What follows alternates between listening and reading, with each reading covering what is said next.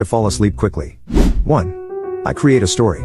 I used to have bad insomnia when I was younger, and the only thing that seemed to work for me was imagining a story. I would set the setting, the premise, the characters, and start coming up with it. Basically, I was kick-starting the dreaming process. I'd be asleep within a few minutes. I've done it as a nightly ritual ever since. 2. The boat technique. A military buddy told me about it when he was stationed in Mali.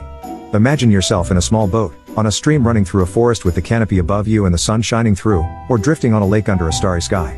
Let yourself drift. Another thing to do just beforehand that helps you relax is to contract each muscle for a few seconds and then release it. Start with your toes and work your way up to your face. It's very calming. 3. On Spotify there is a podcast called Nothing Much Happens, bedtime stories to help you sleep. Each episode is around half an hour, but the storyteller tells the story twice, and the second time she tells it with a slower pace. I am really curious how she tells the story slower, but I was never able to make it to the second half. Sometimes I try to focus and promise myself that I will remember the story when I wake up the next morning. However, I can't recall anything. Nothing much happens, so it's extremely boring and my brain shuts down pretty quickly. 4. Trying to find 5 names with each letter. I usually fall asleep by K or L. 5. Lay in bed on your phone until you hear the birds and the light comes through the edge of the blinds.